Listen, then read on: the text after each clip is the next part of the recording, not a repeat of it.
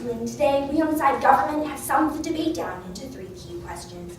Number 1, how is this resolution going to affect the conflict between political parties? Second of all, how is it going to affect the political system? And lastly, how is it going to actually affect the citizens of these countries that we're talking about? And before I actually move into these questions, however, let's take a look at the extensions that side opposition has just brought forth to us in today's debate and show you a couple of flaws in the argument that they've made.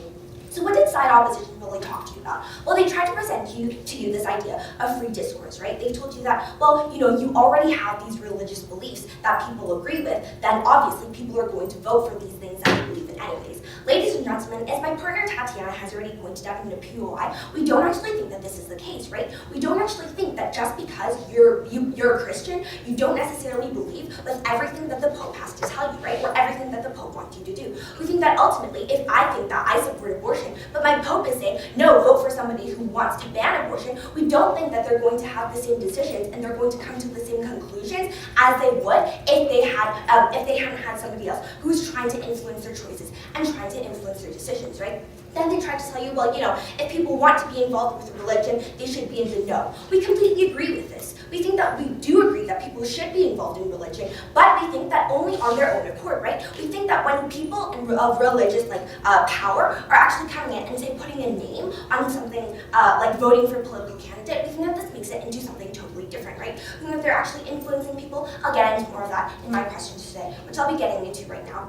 So first of all, how is it going to affect the conflict between political parties? So my partner Tatiana came up today and she presented to you this brilliant extension about how these different religions are now going to support different political parties, turning politics into a war of religion instead of actually a war between different conflicting ideologies, right? So why is this wrong? We think that Tatiana's already given you a really good job of this. Then what did side opposition really say to this? Well, they say that we've made the assumption that people can't distinguish between religious beliefs and politics. Ladies and gentlemen, we think that people can distinguish between religious beliefs and politics, but only when they do that by themselves. Only when they only believe in a certain religion by themselves, when they don't have some influential power and overarching power that is trying to force them into doing something, right? We think that that's the fundamental difference that side government and side opposition see today in today's debate, right? We think that side opposition doesn't really recognize that people, when they're under pressure by somebody else who they think has the power of God, that they're not going to do the same things that they potentially believe in. With that done, let's move into my second question today. How is it going to affect the political system?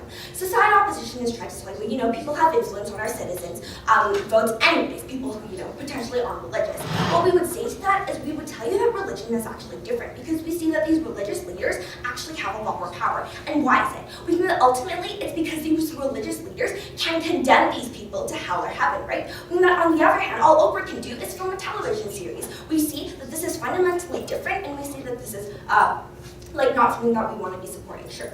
So you're saying that there aren't Christians who disagree with the Pope, and if there are, they're all going to hell? No, we think that these Christians who are disagreeing with the Pope right now might choose to disagree with them, but not when they have the menacing threat of the Pope, who's right there saying you have to vote for this political leader or else you're going to die, right? Okay, moving on. Then side opposition will try to say, well, we already have a secular society, why further it? My partner Tatiana responded to this by saying, well, yes, now we have a secular society, but we don't want to regress, right? We might have one now, but what happens in the future? We don't really know. We don't want to have our cracks in our foundations to be shown. Then side government has presented to you the point about how this resolution is going to, how having religious leaders support political leaders are going to actually affect politics with religious beliefs, right? Something that we really don't want to see. We've told you how politicians are now going to cater to the large factions of society who do believe in these religious leaders, and this isn't necessarily the best because we're no longer catering to what is most representative, but rather what just the majority have the power, right? We haven't really heard that much of a response to this from side opposition. All they've done is question the church and the state, and we don't really support that in today's debate, which is why we're so proud to propose a resolution.